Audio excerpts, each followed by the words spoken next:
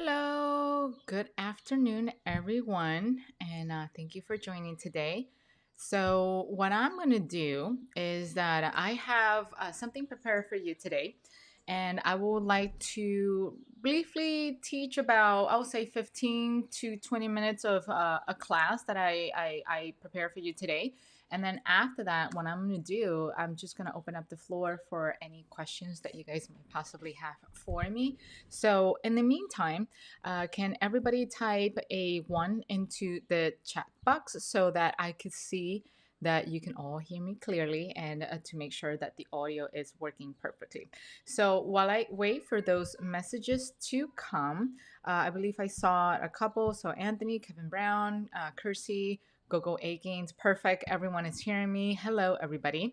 So let's just do something like this. We're gonna go. I'm gonna go ahead and jump right in into what I have prepared for everybody today. And what I'm going to do, I'm just going to flip the screen over so that you can all see what I would like to share.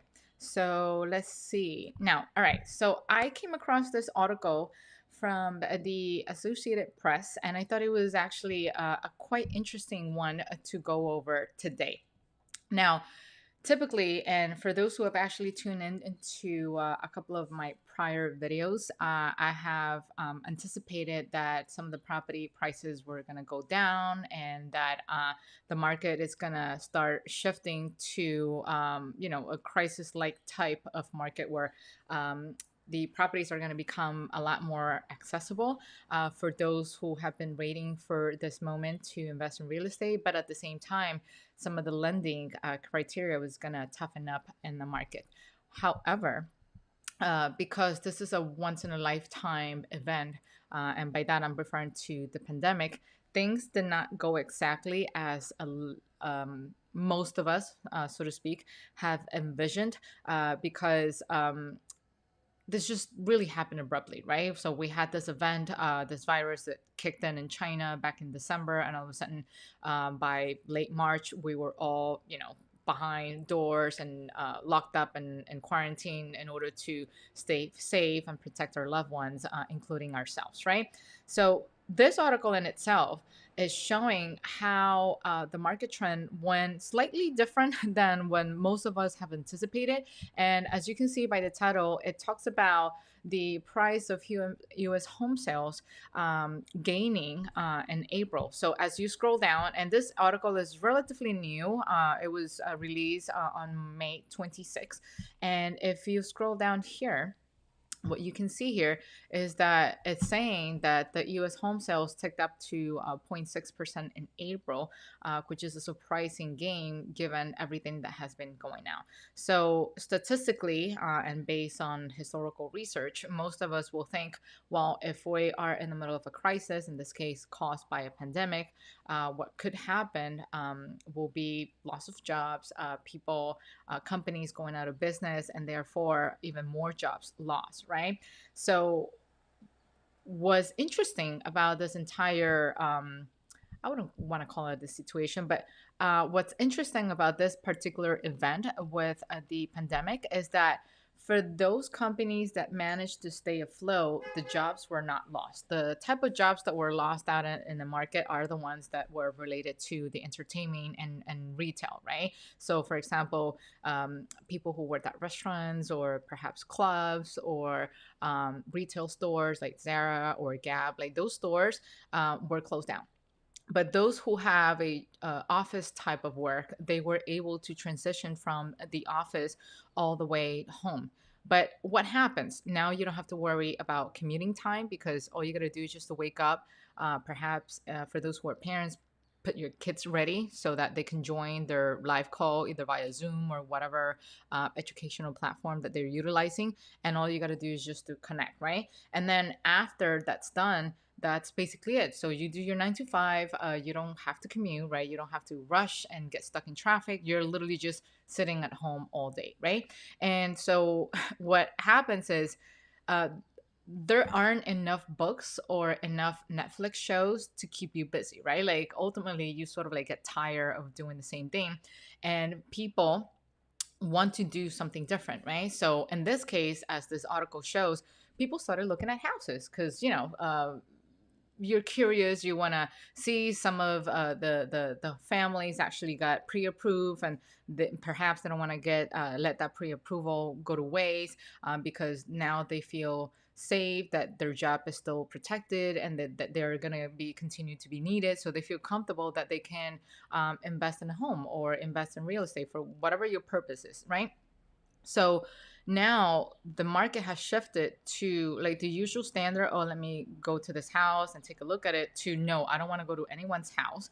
What I want to do is just to get on a virtual tour. I don't want anyone touching me. I don't want coming across to anybody because, God forbid, I might get the virus. So now everything has been shifted online.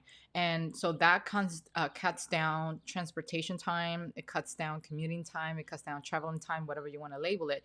So what it translates to is that now, instead of looking at, let's say, four or five houses over the weekend, now you can look at four, five, sometimes even 10, sometimes even 20 houses, and one sit in the evening in the comfort of your home, right? So now you have more time to shop around, more time to compare prices, and you can do it all comfortably from your home. Added to that is the fact that, as some of you know, with the transition from pandemic before, during, or post. So before the pandemic, there was a lot of constructions going on, new houses being built, and due to the pandemic, because they were deemed non-essential, construction work has stopped, right? But it doesn't mean that the demand has stopped. So with that, it just simply meant more people going online looking for properties to buy. And so the dynamic that shifted, according to this article, was actually very interesting, because now more and more people were willing to invest or buy houses that weren't necessarily ready. So for those who are actually new to this whole trend, typically, if you buy a house that's ready to move in, you typically pay a premium, right? Because it's just literally just turnkey. You turn your key, you turn around, and then just walk into the house. But given this whole pandemic, constructions has ceased, but that didn't stop the companies from selling their properties, right? Now I'm gonna go ahead and turn this around so you can look at me. Um, so the construction companies have not stopped their sales process. So what's going to happen is, let's just take a step back and go to the rules of economics, supply and demand. So the more supply of something, of a product or service in the market, the lower the price. But in this case, there wasn't enough supply and there was a lot of demand. So that tends to drive the prices up, because now people are competing in terms of prices in order to get that one item. So for those houses that were still under construction, they were already sold before they were even done. Why? Because, well, they're incentivized with a discount. So let's say, for example, you're looking at this house in the suburban area at $500,000. But if you buy it today and you're willing to wait 6 to 9 months to move in, we're going to give you a 25% discount, or a 10 or 15% discount, depending on the market, depending on the area that you're looking into. So not only families are incentivized to buy cheaper, at the same time, nobody wants to get sick, right? So I think the analogy in this case is people are thinking, well, I'd rather get a brand new property where no one has lived in there before. So I'm limiting my exposure to someone who could have been sick in the house, or someone who could have possibly died because of the virus in the house. And therefore, there's bacteria around there. So that actually impacted the sale. And that's why, depending on the area, some sales, some prices in certain neighborhoods have not gone down. If anything, it has, either maintained its price point, or possibly it could go up, right? Added to that is the fact that now companies have proven that people can work from home in a very efficient way. So some companies are actually considering not renewing their commercial lease, not renewing their office space, because hey, it helps them save money, it helps them save operating costs. Why would I want to pay for commercial rent here when I have my employee or my staff who can comfortably work from home? So given that, now what do you think, let's say, it's what's keeping most people residing in metropolitan areas like New York, Los Angeles, Boston, Miami, is the proximity and the opportunities for work, right? You want to be in a place where it's competitive, you can have move around jobs and still gain a competitive salary. But at the same time, you want to live close enough because you don't want to travel 3 hours each way just to get to work. So by you wanting to stay closer to work, that immediately drives up the prices of the rents or of the property. But because of this transition, now a lot of people are thinking, hey, wait a minute, why do I have to pay $3,700 for a rent in San Francisco when I can actually move out to a more um, suburban area and just simply, not be so close to other people? Because that's another component. A lot of people are seeking to leave big cities because they don't want to be on top of another. And as you can see, if you look at the stats, the areas were hit the most by the virus were the big metropolitan areas: New York City, Boston, Philly, Miami, because there's a concentration of so many people, and that it makes it relatively easy for the virus to spread out. So now the trend is that most people are willing to move away from the city, or look for a transition away from the city, so that way, even though they are still quarantined, quote unquote, they're at least quarantined in a big house with a big yard where they can actually walk out, and your neighborhood is like acres and acres apart from you. Some of you that watch my episodes for, the one that I released recently, and three more before, you will realize that the background looked a little bit different because we weren't in New York, and that's in essence one of the moves that we decided to do, right? So now the new trend is that more and more people are looking to move away. A lot of people are renting houses. So, for example, Airbnb housings long term, in order to work from basically anywhere you want. Another trend with that is that a lot of people are looking to do staycations, so to speak. So rather than taking your whole family on a trip to, I don't know, Europe, or the Bahamas, or Puerto Rico, anywhere that requires you to hop on a plane, now that's not happening. So what people are doing is that they're staying locally. So, for example, where we stay in Lake Harmony in Pennsylvania, we stayed out there for a month due to local regulations where the governor did not allow the host to rent short term. So we worked out a deal where we wind up staying out there for a month. And as a thank you as well, we invited the Airbnb host to join us in an interview, and that interview will be released in NOVARISE Invest within the next couple of weeks. But in essence, what he said, he shared a lot of interesting trends that I was not thinking about. So he was saying that yes, we stay there for a month, but his house, he was able to adapt to the changes in the market because his house in Lake Harmony is now rented all the way out to October, or I think it was September of this year. Why? Because a lot of people are looking to do staycation. So now we're talking about, let's say, for example, he was telling me that as soon as we left for the month of June, he already had four people, a group of friends, who had the flexibility to work from home, and they rented his property for an entire month. And they are working, from home. They're working away. The definition of home doesn't mean necessarily your apartment or your house. You can just vacation anywhere in a way, in a place that is far apart from where you are, and still be able to maintain your job. Same thing with the family. So now parents feel safer to put their children in their own car that they can disinfect and clean up at their own standard, versus putting their child on a plane and risking, hey, I don't know if this plane was cleaned thoroughly the way I wanted it to be cleaned up. I feel more comfortable if I clean my own car and I place my own child, or maybe my parents who, are over 60, 70 years old, and I know that they're going to be safe. And they could just drive off. Let's say, for example, if you're in New York City, you can drive off to Pennsylvania, or you can drive up to even upstate New York, or you can just drive down to Virginia. Trips that are relatively close, but then it gives you the illusion that you're still going away.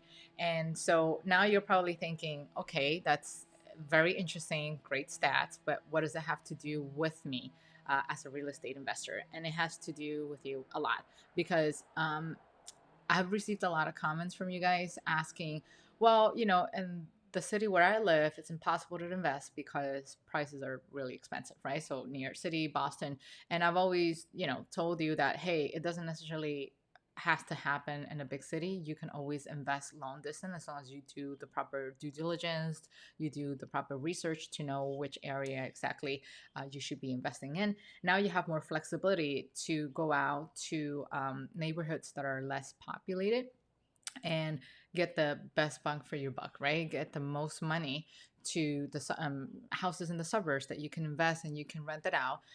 It's easier for you to afford because the asking price are typically lower compared to big cities, and at the same time now you can market it or you can cater it to this new trend of having a staycation safe in the US, and not having to hop on a plane, or fulfill your dream of working from basically anywhere in the house at a much more affordable rate. So now people, let's say for example, who are living in San Francisco, now they're considering, driving up to Vegas or driving up to somewhere in Nevada or some of the nearby states where property houses are actually much more affordable. Rent prices are a lot more affordable for them, and still be able to maintain that salary that they have and give them the flexibility to be able to save more money. Same thing goes for you in real estate. The more money you pay for a property, the less money you will receive in rent typically, because the prices in metropolitan areas or in big cities does not make up for what you invest originally. That's why some investors are forced to go out and look at other ways to make their money worth by investing in areas that are either less populated, or maybe there's a high concentration of people who are looking to rent or buy your flipped house, but it has to be done in a way that you will still wind up with a positive cash flow. So that's in essence what I have here. And this article right here, you are more than welcome to check it out. I am going to make sure that after this live, I'm going to go ahead and include this in the description box. And also at the same time, stay tuned as to the interview with the Airbnb host. So you can check it out sometime in the next couple of weeks. Is that certainly very interested. This very thorough analysis that the host actually did on the market and the changes that will be taking place due to the impact of COVID. So what I'm going to do now is I am going to go ahead and flip the screen over, and that is pretty much all I have prepared for you guys in terms of a presentation in this live. And what I'm going to do is open up the floor for any question that you guys might possibly have, and just ask away. So I have Brandon. Hi, Brandon. One. Awesome. Welcome. Brandon is always the first one to comment in all my YouTube videos. He's always first in line to learn as fast as he can, the most he can. I have Kevin here. Welcome. Anthony, of course, you're here. I have Lusana, she's in here. David Gonzalez, hi. Houses or apartments in San Francisco, are they going down? I have not done the research. I highly encourage you to monitor the market just by simply going into Zillow and see how the housing prices are doing. In fact, I actually started monitoring the housing prices in New York, and I noticed that at least for the condos or apartments in New York City, the prices are actually starting to go down. So last time I checked, they have gone down at 10% because they've been sitting in the market a long time, and they need to be sold. So they're cutting prices down, and so you're getting a good advantage, a good discounted price. So I suggest you do the same. Compare the listing from like a couple of months ago to current listings and see how that's actually doing. So I have David Gonzalez. I have 30 grand. How can I use it to buy a second home? Um, I mean the question is, it's very like I would say straightforward. Like I think what you have to consider is what's your purchasing power, sitting down with your realtor to see how much you can buy for a second home. So typically second homes require 25% down, so you have to sort of like get a sense of what's the equivalent of that 25%, and how much that can get you. And a realtor will typically help you get that out. So let's say, for example, you are looking at a house. I'm doing the math here really quickly. 120,000 times 25. So if you, let's say, for example, seek for a house that has an asking price or market value of 120,000, by putting 25% down, that's exactly the $30,000 that you have to buy a second home. Part of it also has to do with how your credit is doing. So I encourage you to reach out to a a mortgage broker to see if they can help you out, or just simply walk into the local bank nearby you and just see, okay, this is my situation. Do as I suggested in one of my YouTube videos, where you can actually access Expedia and bring a copy of your credit report, including your credit score, and then just show them, hey, this is how much I have in my savings. Here are 12 months worth of my bank statements. Here is a report of my credit. How much do you think I can qualify for, given what I have just shown you? And they're going to do magic. They're going to try to make it happen. So that what I will do, I am going to make a note here so that you can check out that video after this live. It's going to be posted in the description, and I'm also going to put it in the comments section so that you don't miss out and that important information that's going to help you get started with the investment of your second home. So let's see. Miss Zell, hopefully I'm not butchering your name. Welcome. Do you have any tips or tools for staying organized as a new landlord, from receipts to filing documents, getting ready for taxes and on? You can easily sign up for a membership and QuickBooks. And QuickBooks Online, they offer you the ability to actually store those receipts and keep everything handy. Another way to do it is to do it the very old school way, although I don't think a lot of people do that anymore. But I remember my mom, she used to have a book where she will keep a track of her income and her expenses on a monthly basis.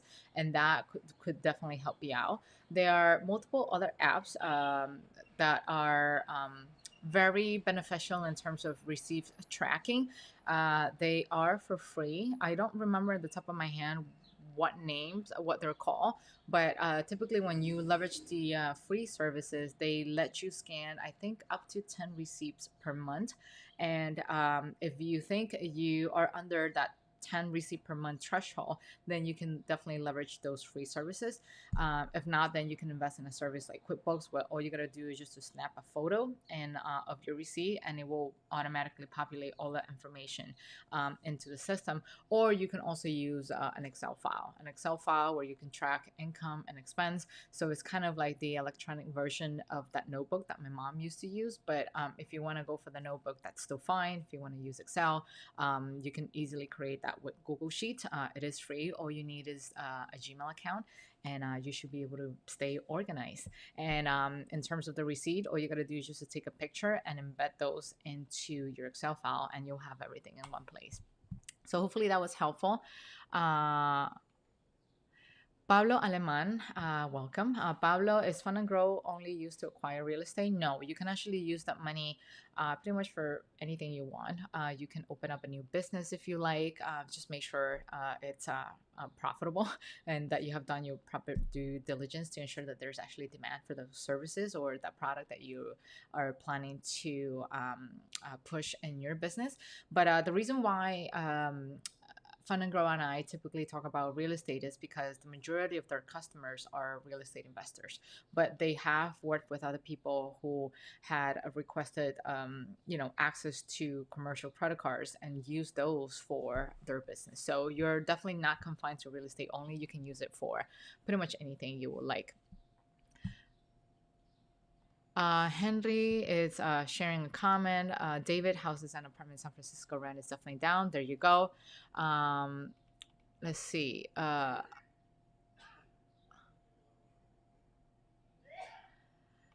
me see. I have David Gonzalez. My interest is 3.99. Is it okay to refinance for 15 years?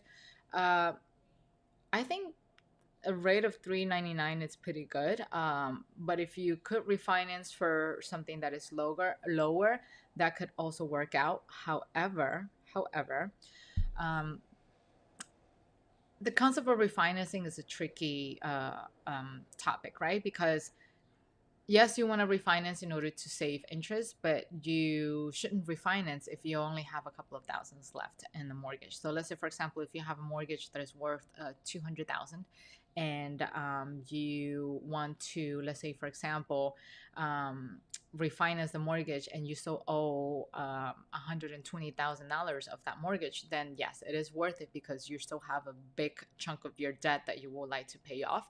But let's say, for example, if you have only, I don't know, $5,000 left in that mortgage, then it's not worth it because when it comes to refinancing, let's just face it, it's like another mortgage. So you're gonna have to pay for an appraisal, you're gonna have to pay for closing costs, and I'm not sure that all the money spent is worth, because it might exceed the amount of interest that you could be saving. So it all depends on where you're standing in that mortgage.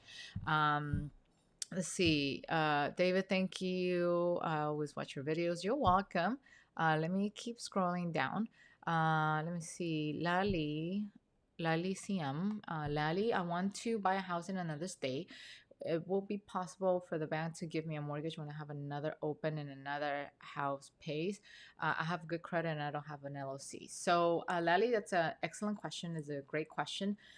You could have up to 10 mortgages at a time. However, I do suggest you use those mortgages wisely, because once you hit that four mortgage mark, it becomes more and more difficult for you to qualify for the fifth and the sixth and the seventh, and the interest rates typically tend to be higher. And on a great market, under great conditions, you should be able to qualify for those mortgages in no time. But given the current conditions, you might want to choose them wisely. You certainly can have another mortgage. If you have only one, you can definitely qualify for a second one. It's all a matter of presenting yourself in a financially appealing way. And in terms of an LLC, you won't be able to close on an LLC if you have a residential mortgage, because they need your name. They need you to be the sole person signing the mortgage papers. What you could do afterwards is just simply work with a real estate attorney that's going to help you go over those documents, your mortgage documents, and make sure that there's no clause in there that's going to push your mortgage to come forward and be due, and have to worry about paying all of that debt all at once. And that person, that attorney, that specialist is going to help you simply, hey, they're going to inform you, you know what, there's no due on sale clause, that you can definitely transfer the title over from your name to an LLC. But if it's not allowed, believe me, they are experts in the subject. They will come out with they'll think of something to help you out. Another route to do that is by putting your house in a trust, because I'm thinking the reason why you're doing this is because you want to protect yourself from any liabilities. You're doing estate planning, you're doing asset protection. So an LLC is not the only way to go. LLCs are typically used for real estate investment, but depending on what the mortgage clause is, what the mortgage clause says, you might have to. Let's say you and your attorney might have to get created and explore different options. So hopefully that was helpful for you. Umberto Martinez, hi, hello. Do you think it's a good idea to buy or sell a house at everything that's going on with the economy, and thinking of selling my house in a rural area and move to the city? Well, that will all depends on what you're looking for. So I actually had a similar question asked in the Spanish live that I have earlier today. Um, if you're I'm not a big fan of selling properties. Why? Because I don't want to deal with a 1031 exchange. I don't want to deal with the hassle of having to find another property within 6 months, and what happens if I don't close, especially now that things tend to move a little slower due to the pandemic. Now we have less people working in the office and more people working from home. So that definitely presents itself as a factor that could slow down your closing process. So I am more so on the, if you have enough equity in your property, you should definitely do a HELOC or refi out of it if you're planning to use that money to invest. If you're not planning to use that money to invest, I mean, there's no need for you to sell the property unless you're thinking that, hey, the prices could go down. But so what if it goes down if you could get a good rent out of it, right? I think we briefly talked about it in the beginning. Now there's been a shift, there's a transition on demands for rent. People looking to move out to the less dense areas because they're trying to keep their family safe and less exposed to the amount of people in the city that could have the virus spread out. So hopefully that helped you resolve your question. And in the event that you do have to sell because you really need to sell, or that you definitely have to do the cash out refi because maybe you need that money for something else today, then I suggest you to not wait for two reasons. You should do it right now because the housing prices are still fairly stable, except for certain places. Like you can see, I've noticed that in metropolitan cities, they are actually coming down a little bit because of that trend that I just spoke about. But according to the article, the one that I just shared earlier in Associated Press, that doesn't seem to be the case in areas that are more rural or suburban. If anything, the housing prices are maintaining themselves or may perhaps going down. But the truth of the matter is that you don't know what could happen tomorrow. It could be maybe a small uptick, and then within 2, 3 months, the houses can go down. So, where you can still get your hands on a loan, then you should act fast. You should act now because the banks are actually tightening up their lending criteria. So I recently received an email from one of my mortgage brokers saying that, hey, back then, a couple of months ago, pre-pandemic, the minimum require in terms of a FICO score was 650, but now lenders are requiring a 690. So they're definitely getting themselves, let's say, they're moving around towards the trend of getting more overprotective with who they're actually issue their loans out for, given their circumstances. So if you have to act, do it now and don't leave until tomorrow what you can do today. So let's see. Uh, KJ, good to be back. I'm looking for this new year to study under you. Awesome. So let's say David Gonzalez, if the houses are going down, are the interest too? So the interests have come down for a while now. So back in March, the Federal Reserve actually lowered the interest rates twice, if I'm not mistaken. So as of today, we're at the lowest point possible. David, I believe you asked me earlier about the 3.99 interest rate. I think it's pretty competitive, but if you can get it for a lower price, please go ahead. But 3.99 is pretty good. I'm trying to get through all the questions. So Lali, perfect, thank you. It was very helpful. Awesome. So let's say Mateus Calix. I want to buy my first home. If I put 3.5% down, can I renovate and refinance with 20% equity to avoid the PMI? That is something you're all gonna have to discuss with the mortgage broker and go over the documents and ask them to see if there's a possibility, because I know that while some of those first-time homebuyer programs or any FHA programs are really good in the sense that it requires you to put less of your money down, they're also very restricted in a sense that they won't allow you to refinance unless you have accumulated at 20%. Now, in your case, you're talking about refinancing it after you have fixed it, so that way you have increased the equity, but that equity, it's sort of like in paper. It's not the same amount of equity that you put into that property in itself. That's not to say that it's impossible, but it's something that you should definitely need to discuss with whoever your mortgage broker is and whoever is going to package that loan for you and say, hey, is there a possibility to do that? And if not, can that be built in? Or maybe if you cannot build it in your bank, do you know of any other bank who can build in some type of product similar to what I'm requesting for me? And so I think that's the best way to go about it. Or the other one, like I've shared before, just leverage credit cards, whether the personal ones or the commercial ones, and just pay down. In fact, I actually have a student who did that. She was able to remove her PMI because she applied for a bunch of business credit cards, and those stay away from her personal income. And she leveraged those credit cards at a 0%, and she pay enough down so that she went over the 20% and she was able to remove the PMI. So definitely multiple ways to go about it. Very creative in a way. That's the beauty about real estate. So Suyan Song, hi. My state doesn't really have multifamilies or duplex style. Home prices is high, so rent cash is low. Should I be looking for my investing in another state? I'm afraid to get property managed. It's difficult. So that's a great question and actually a very valid concern. I completely understand, Suyang. So here, I can only share how I went about it, right? And luckily, knock on wood, things have worked out very well for me. Um, so the way I go about it is that you typically want to leverage your power team. You always want to leverage the person that you're starting off with, and that typically will be your real estate investor. Not a real estate investor, your realtor, and your realtor. If they have been in the market for quite some time, if they have experience in what they're doing and they're very knowledgeable in what they're doing, they typically have a good power team surrounding them. That includes banks, lenders, that includes attorneys that can help you in the closing, that includes also property managers, that includes contractor. In fact, I basically build my power team around them. Like it all started out with my realtor.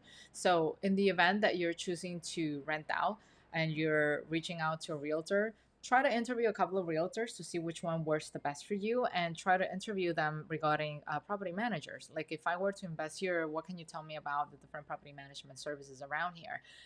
There are some states where it's typically dominated by the bigger players, but there are some states where there are local mom and pop shops who dedicate themselves to doing property management, and they will take care of your property just the way that you will normally take care of it, and they will keep everything in check and making sure that anything is running properly and smoothly.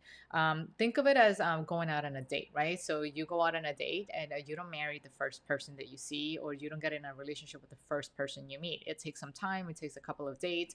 So during that interview process, you eliminate a bunch of bad apples until you find a Prince Charming. Same thing with a job interview process. When you let's say, for example, you go to a job interview, you have to go through an interview for at least 4 or 5 people. Sometimes you even do a panel interview because people want to make sure that you're the right person who can handle the job that it's assigned to. So it's the same thing for you.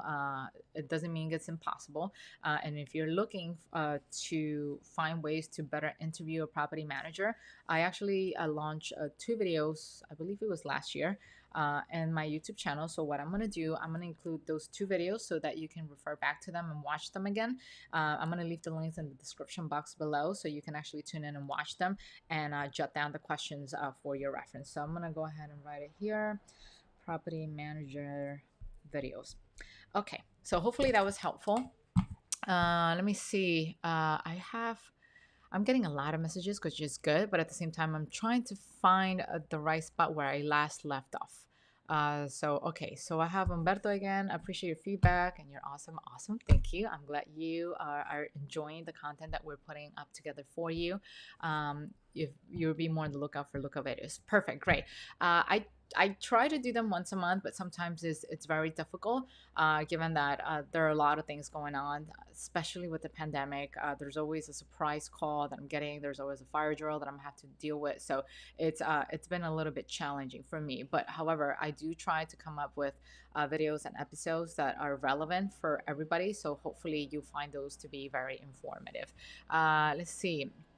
Lali's asking if I create an LLC for my investment properties, this can be included in a remodeling service and should it be a separate one?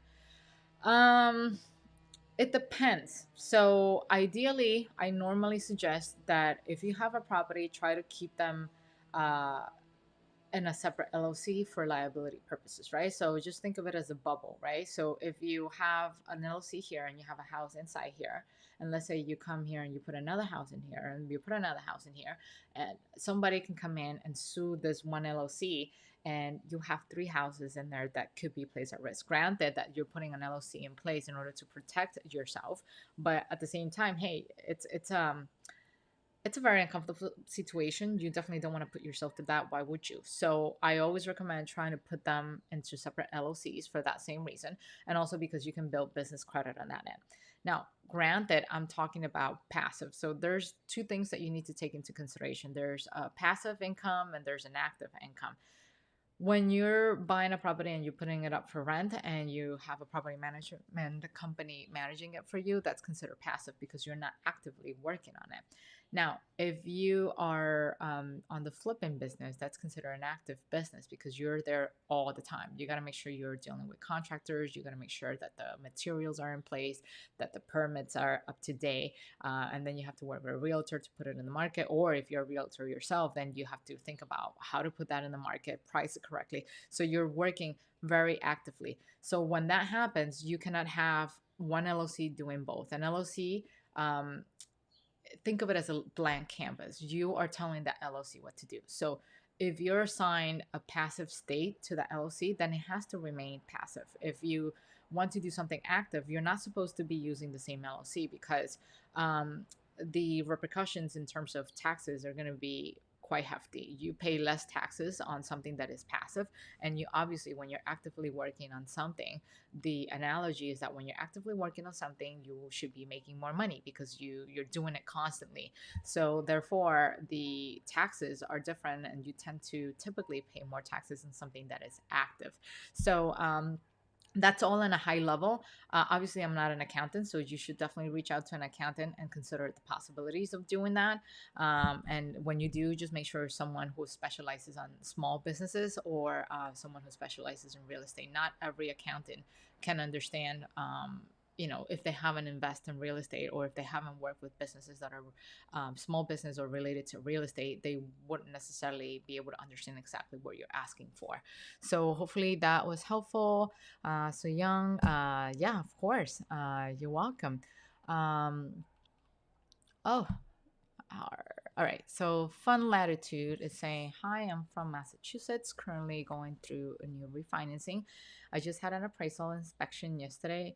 I would like to pay it a lot quicker. The rate is good. Which one? Velocity banking or credit card?" Love you. Okay, I love you too. Um, that's a tough question. I think it all depends on what you're more comfortable with. Most people prefer going down the velocity banking route because they tend to protect their credit like their babies, right? And it's something that I think it's cultural. Um, you're probably asking the wrong person in terms of credit card because I've abused my credit. Like I've used it left and right. If you look at my credit, there has been times in where it looks like a roller coaster. When I was expanding my real estate portfolio, especially 2 years ago, it went like this because I didn't mind. Like I will leverage the credit cards and then I will pay it down and then just bring it back on. I was rocking up the point, but that's just me.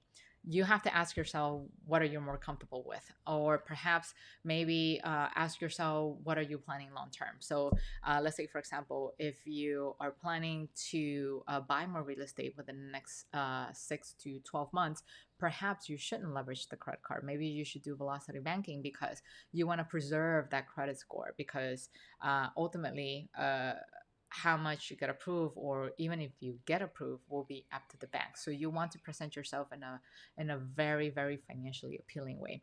But if you have no intentions of buying anytime soon or leveraging any mortgages anytime soon, then hey, feel free to do velocity banking and rack up the credit cards both so you can pay it off faster and then save money and interest. So that will be completely up to you. So those are the questions that you need to ask yourself, and that's in essence what I always try to do in this channel.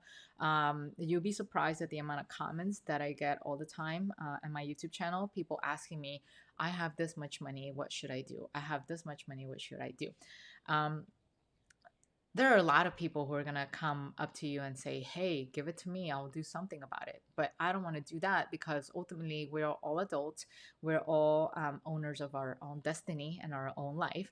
And the fact that I am comfortable with certain risk level doesn't mean you guys are going to be. Some of you might have even a higher risk tolerance than I do to risk. So the key thing that we're trying to do in NOVARISE is to help everybody in terms of education. Educate yourself, help you realize that there's more than one option. And that's the beauty of how things run here in the United States. You have multiple options, there are multiple financial packages, mortgage packages that you can leverage according to your financial situation, and you will ultimately have the ultimate work, right? Like you can make the ultimate decision. It will be solely on your decision, and it won't be something like, oh, I didn't have a choice because someone told me to do this. No, I want you all to um, get used to having access to information, get used to knowing more than other people. You don't want to be told stuff. You want to absorb information, be able to challenge it if necessary. If not, if it makes sense, you can also go ahead and prove it. In fact, some of my students actually did that before they even joined the real estate investment program. I have a student who actually joined 6 months afterwards because she watched all of my videos. She tested those concepts. She went to the bank, spoke to the bankers. She tested it all before she realized, oh, you know what she's saying is true. What Lucilia's saying in NOVARISE is actually true. So I am ready, and I am going to join the investment program because I want to, take control of my financial freedom.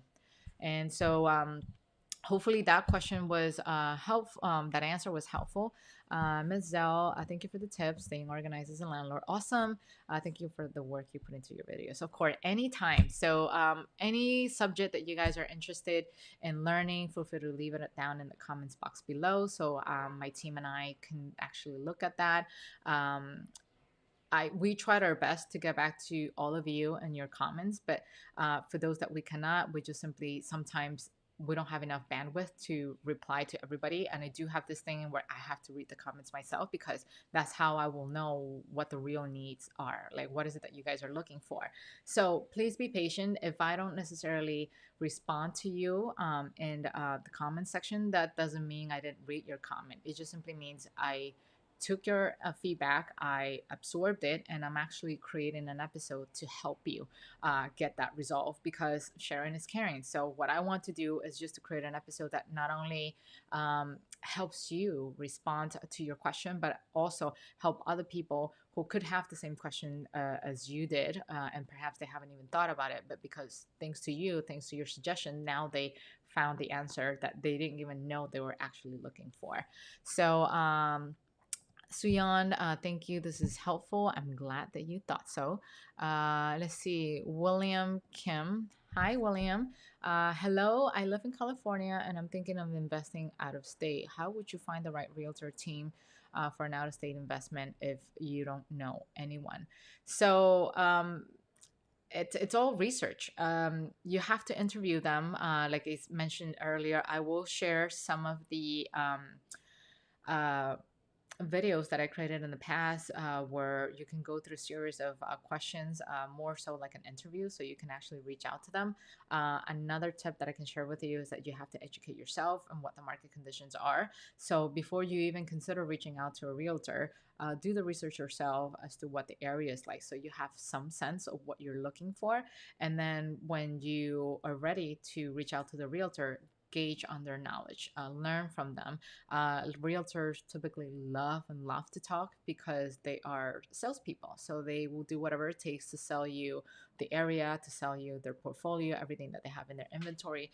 And all you got to do is just to take notes and learn as much as you can because now you're getting personalized knowledge for someone who is there locally. So yes, you can leverage technology, but nothing better than someone who's local in the area walking you through everything that you need to know.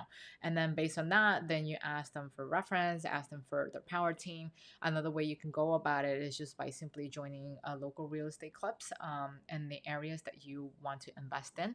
And now with everything that's going on in the pandemic, they're actually they're going digital. So they're hosting online meetings that you can actually join and network with other people, just like you will probably be doing here. I know from time to time I have some lives and where some of my students, they actually hop in. They did hop on in my earlier one in the Spanish channel, but I don't think I see anyone here today. Maybe they had to get back to work. But for the most part, even through this chat, you can actually engage and interact with other people who are real estate investors themselves, who could have that special knowledge locally. So I'm going to make sure that the video on the property management services are actually included in the description box. And I'm also going to include the video on how to build your power team from scratch. So that way you can actually check it out and learn from it. Power team. So all right, William, hopefully that was helpful. I'm going to move on to the next question. Lali is saying, thank you, you're amazing. You are amazing. Thank you.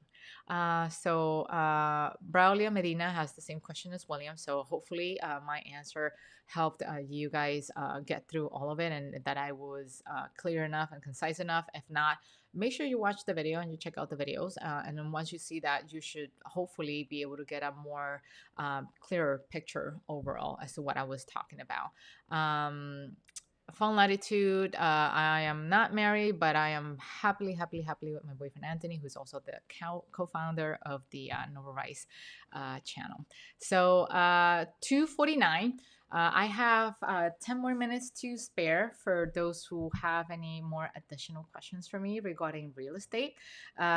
If not, then I'm going to go ahead and give you back 10 minutes of your time so you can actually go back and check out all the other videos that I mentioned. So you can definitely watch it at your own convenience, at your own time. But if you do have questions, now is the time for you to quickly tune in and just type it into the comment section so I can help you clarify some of that doubt. If not, I will see you guys in the next live that will also going to be scheduled a couple of days in advance so that way you guys can plan properly and tune in. So I think that's pretty much it. So I'm just going to quickly go over and just say hi for those who tuned in earlier. Julia Larrea, welcome. Johan Blanco, welcome. Gogo Akins, welcome. Kirsty, I think I briefly introduced you and said hi to you. Kevin as well. So that's pretty much it. And let's see. I don't see any more additional questions. So I will leave it at that and give you guys back 10 minutes of your time. And take care. Stay safe and I will see you guys soon. Take care.